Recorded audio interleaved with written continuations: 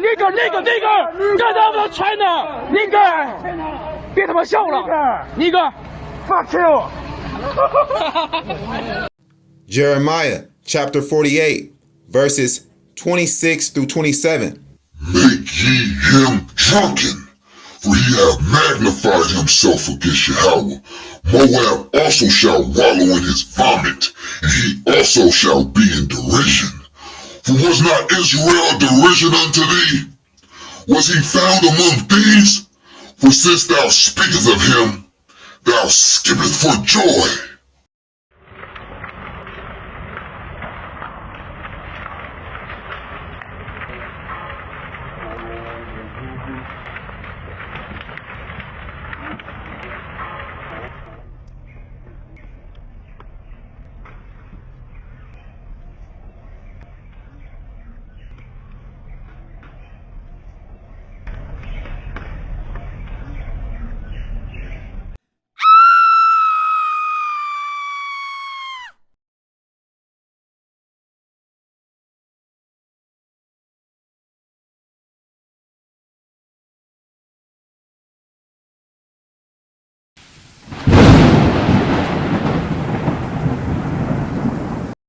Shalom, Barakatah. This is High Priest Kalvon of the Law, also known as Kalvon Israel, back with another video lesson, giving all praises, honor, power, glory, dominion, majesty, reverence, blessings, worship, love, and admiration to the Most High, Yahweh, and Yahweh only.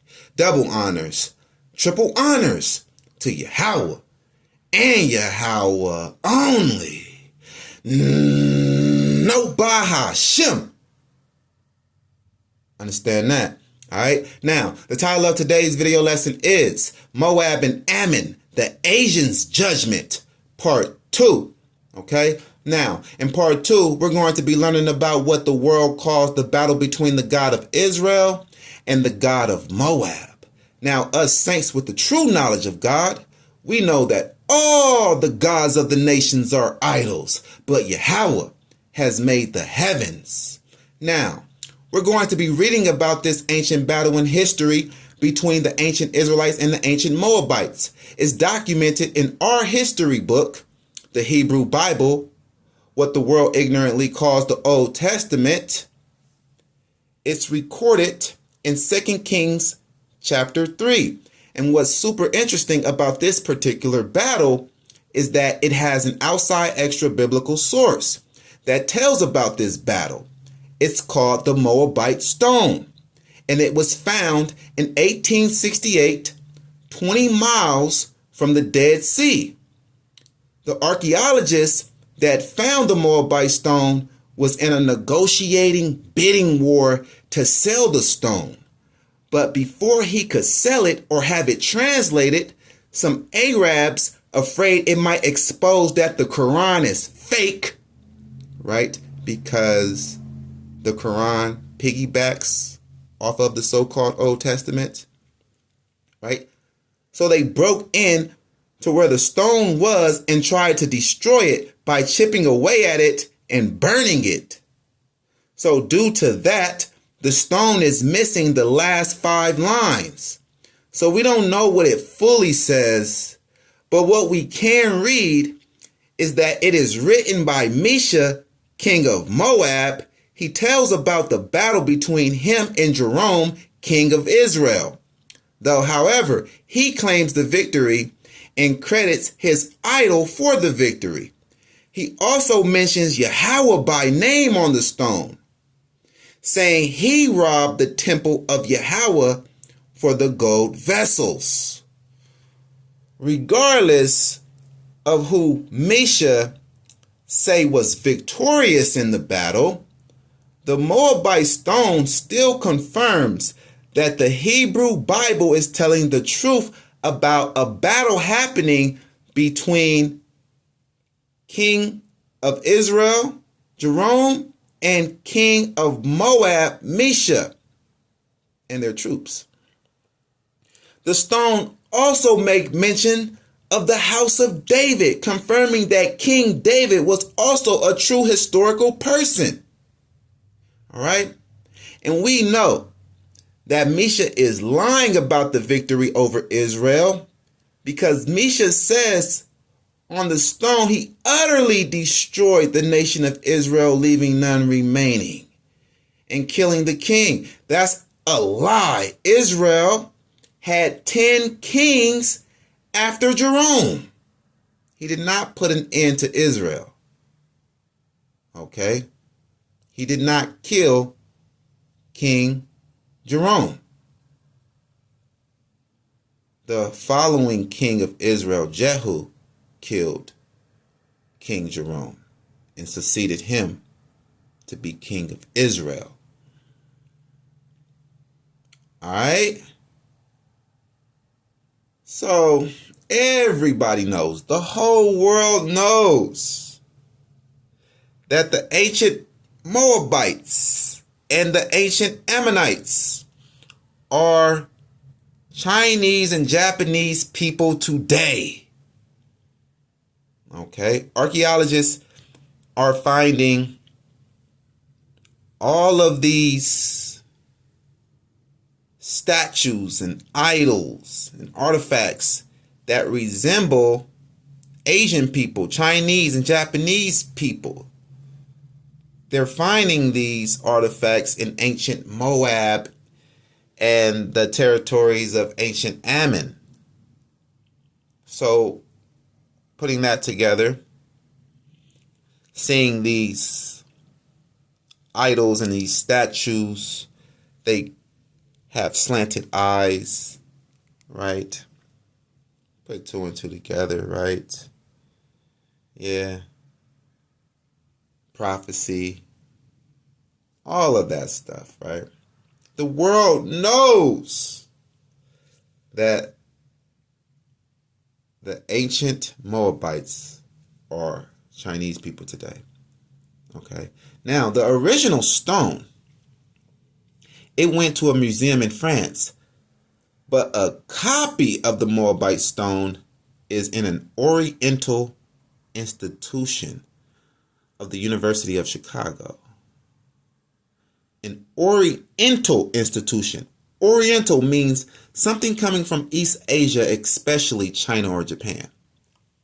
Like I said, the whole world knows that the ancient Moabites and Ammonites are Chinese and Japanese people today.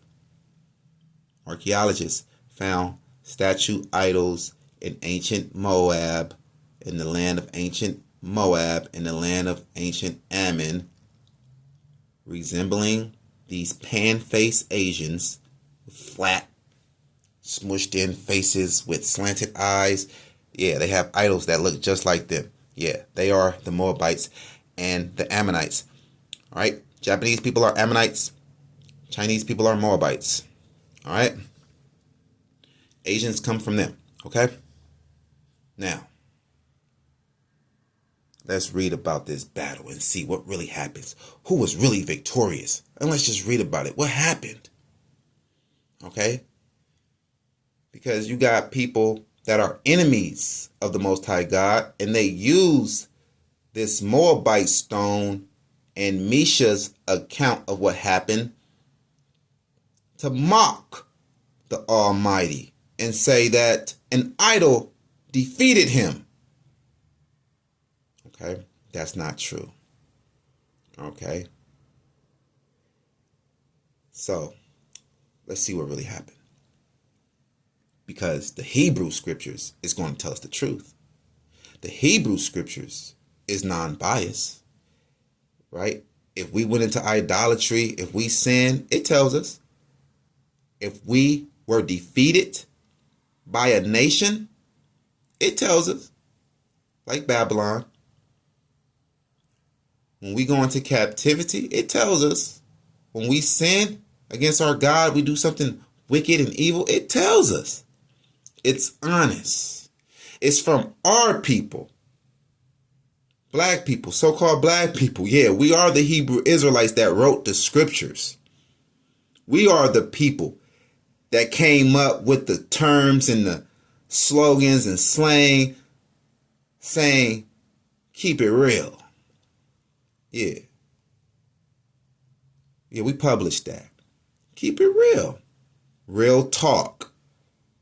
Yeah, that's slogan. Yeah. Real talk. Keep it 100.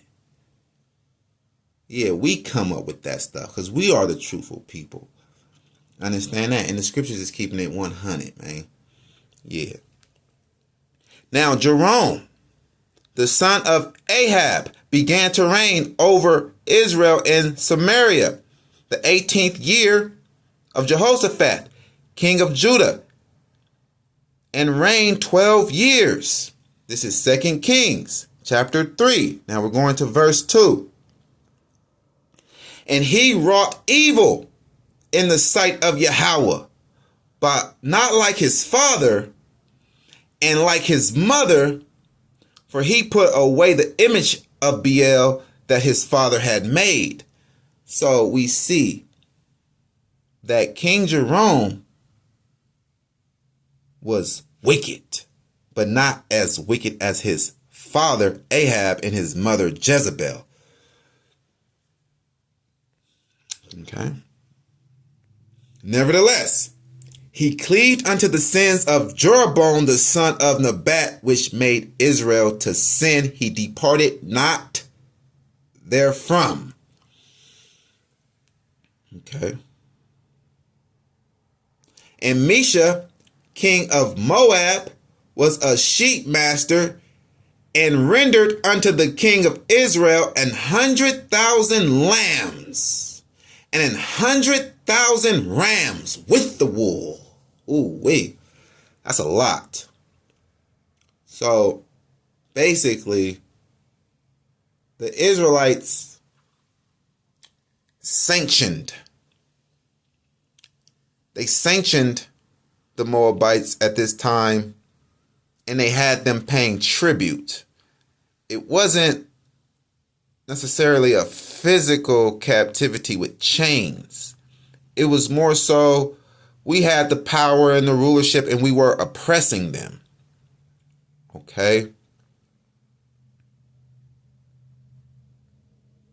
But it came to pass when Ahab was dead that the king of Moab rebelled against the king of Israel. So they were in their own land, or else they wouldn't have had a king. Mesha wouldn't have been a king, and they wouldn't have had a military to fight against us. Okay. And King Jerome went out of Samaria the same time and numbered all Israel. And he went and sent to Jehoshaphat, the king of Judah, saying, the king of Moab has rebelled against me. Wilt thou go with me against Moab to battle? And he said, I will go up. I am as thou art, my people as thy people, and my horses as thy horses. And he said, which way shall we go up? And he answered, the way through the wilderness of Edom. So the king of Israel went, and the king of Judah, and the king of Edom. So 3 militaries against 1. You think that the Moabites is coming out victorious? I don't think so. And they fetched a compass of 7 days' journey, and there was no water for the host and for the cattle that followed them. And the king of Israel said, alas, that Yahweh has called these 3 kings together to deliver them into the hand of Moab. You see how he has little faith. He lacked faith. But look what the king of Judah says. But Jehoshaphat says, is there not here a prophet of Yahweh that we may inquire of Yahweh by him? And one of the kings of Israel's servants answered and said, here is Elisha, the son of Shaphat, which poured water on the hands of Elijah. Okay, so now we see from the Moabite stones, and it's giving the account of this battle. We see that Elijah, the man of God, that worked so many miracles with the power, the spirit, and the name of Yahweh, and also gave the spirit to Elisha, right?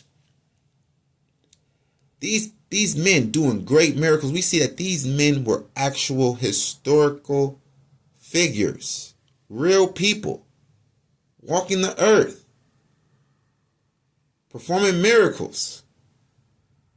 Okay? So Elisha was here. And Elijah was never killed. He never died.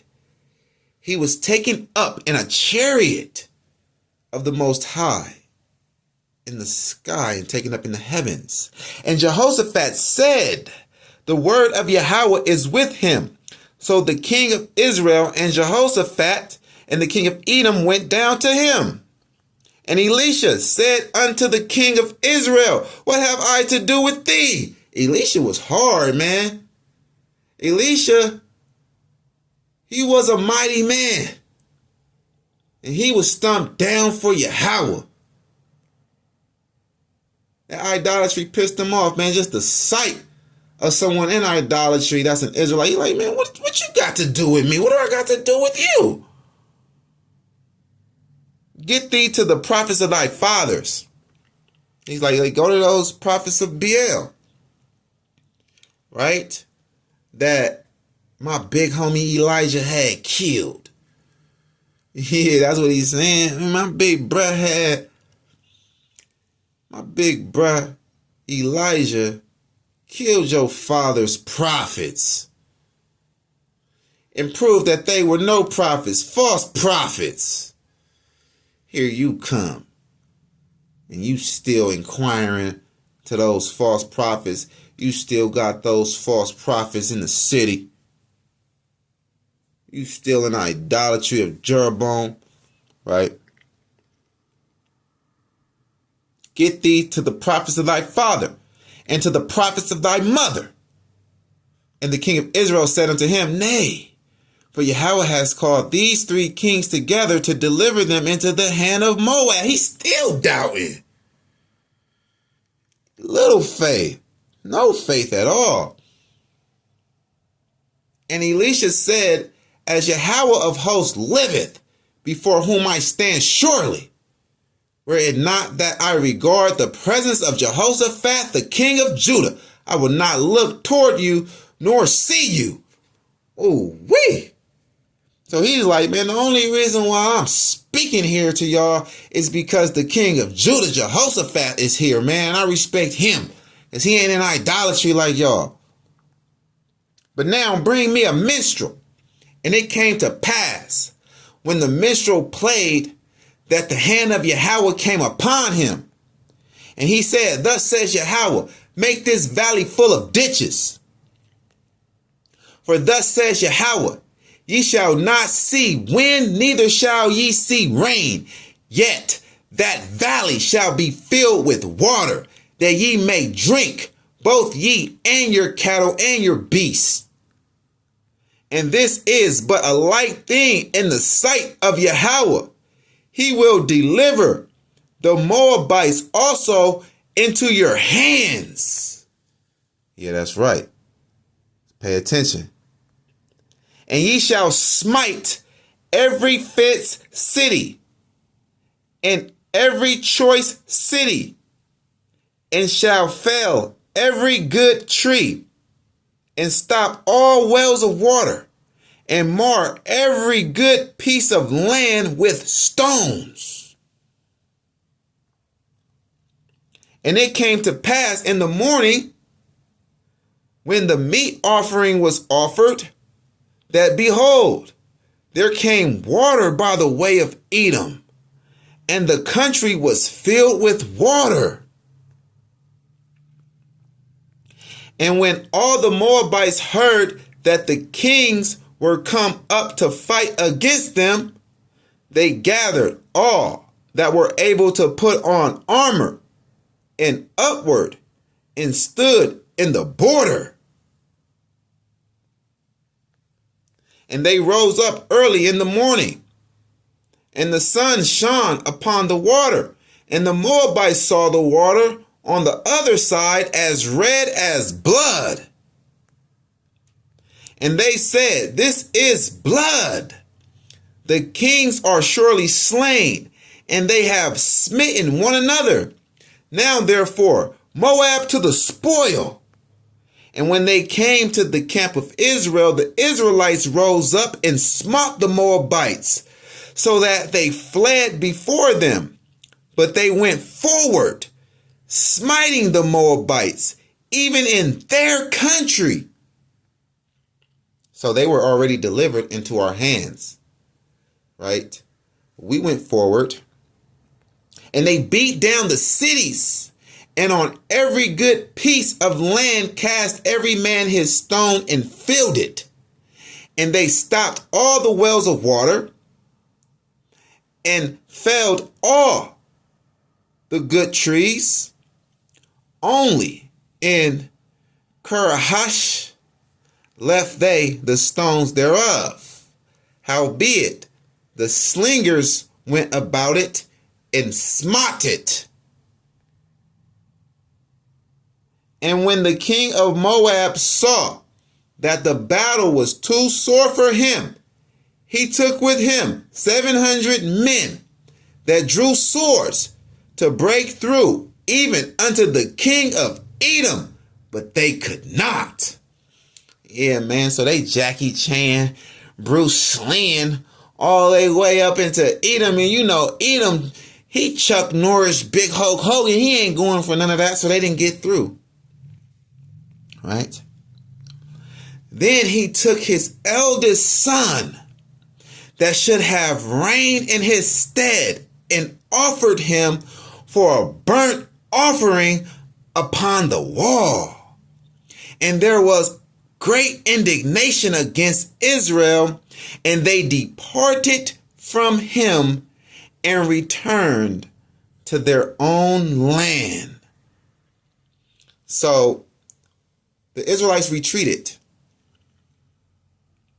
Yeah, they retreated. They fell back. They spared him. Right? Because he started to sacrifice children to his idol. And the Israelites saw that, and indignation fell on Israel, a great annoyance. So the Israelites retreated because they were annoyed. So the Israelites fell back and returned to their own land. So King Mesha, because they did this, he thinks that the victory is his, because when he started to sacrifice his children to his idol, the Israelites were greatly annoyed by that. It made us sick. It was like sickening. And we just fell back and left him alone. And by us retreating, falling back, leaving him alone, he think that his God gave him the victory. He think his God gave him the victory when he started to sacrifice children, and all that did was put a great annoyance, a great indignation on Israel. A great annoyance. It annoyed us. Right? It made us sick. And so we returned to our own land. We spared them. Yeah, that's enough. We killed enough of them, man. Yeah, it's going to take a while for them to recoup. It's going to take a while for them to bounce back, shake back from this slaughter. That's enough. Let's get up out of here, man. These people are starting to do too much. Right? That's all it was. Right? The Most High never said that we were going to utterly wipe out the Moabites. He just said that he's going to deliver them into our hands, and we were going to win the battle, and we won the battle. We didn't utterly destroy them, but we won the battle, right? America didn't utterly destroy Japan, but they won the Battle of Pearl Harbor, right? The Vietnamese, they didn't utterly destroy the Americans, but they won the war in Vietnam. And the Americans didn't utterly destroy the Iraqis, but they won the war in Iraq. You get how it goes? Like, right? Yeah, like that. Okay? Now, let's go and grab some precepts. Let's go and grab Zephaniah 2 verse 1.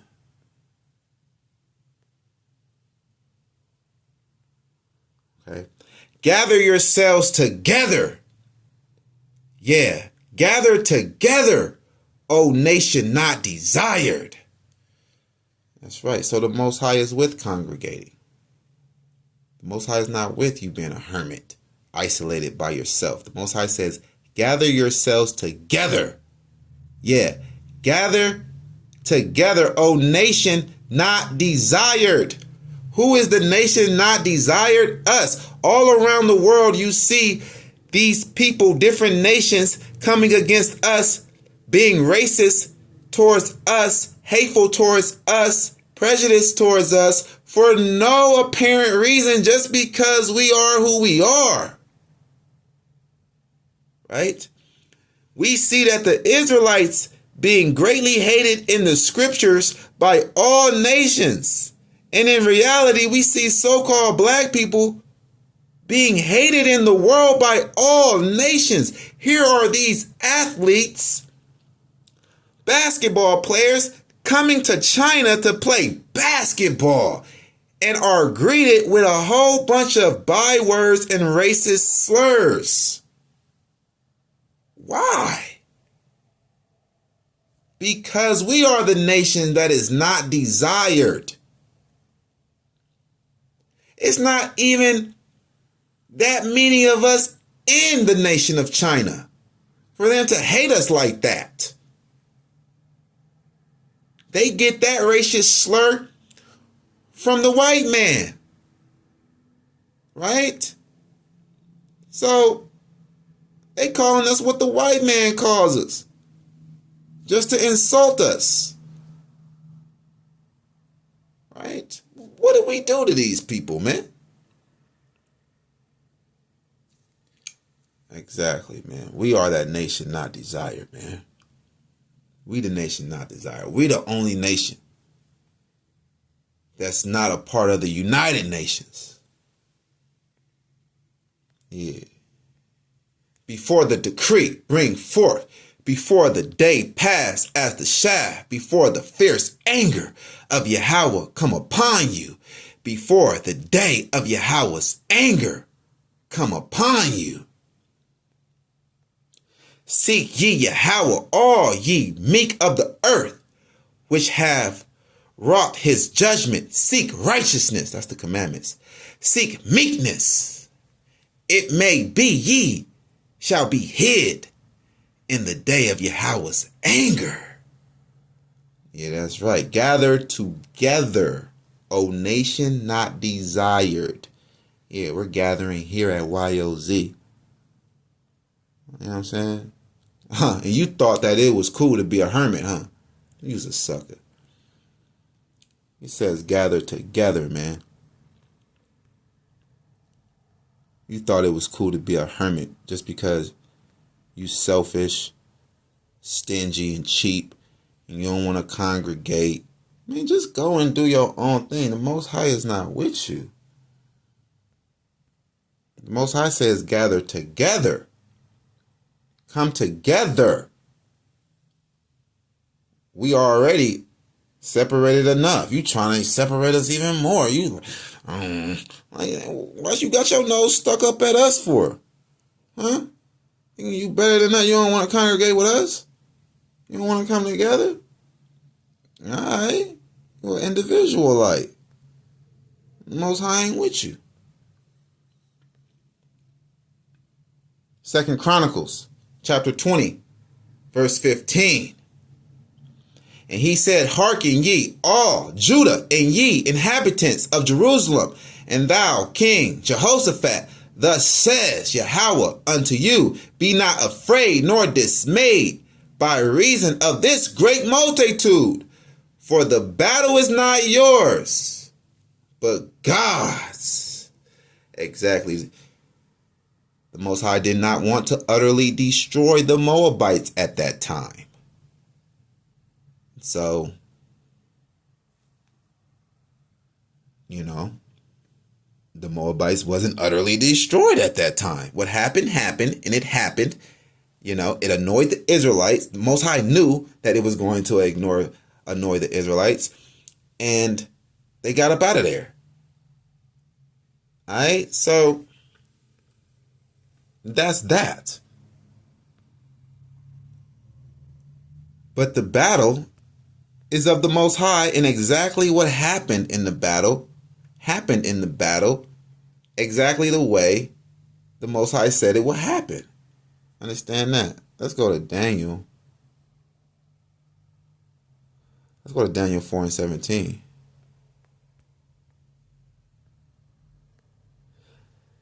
This matter is by the decree of the watchers and the demand by the word of the holy ones, to the intent that the living may know that the Most High ruleth in the kingdom of men, and giveth it to whosoever he will, and setteth up over it the basis of men.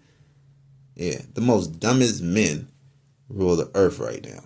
Chinese people, white people, Arab people, right? The most dumbest, the most base of men, right? There's coming a time for all righteousness, though. Yeah, there's coming a time when the saints will take the kingdom and possess the kingdom forever and ever. And that's when the world is going to be ruled by intelligent, wise, righteous rulers. All praises be to the Most High God, Yahweh. Now let's go to Amos chapter 2, and we're going to start at verse 2. But I will send a fire upon Moab, China, and it shall devour the palaces of Kerioth, right? The Moab, Salakia, and Moab shall die with tumult, with shouting, and with the sound of a trumpet from the top. But I will send a fire upon Moab, and it shall devour the palaces of Kerioth. And Moab shall die with tumult, with shouting, and with the sound of a trumpet. All right. So that's a trumpet from the heavens. So the Most High is going to send fire on China. And I will cut off the judge from the midst thereof, and will slay all the princes thereof with him, says Yahweh. All praises be to the Most High God, Yahweh. Yeah.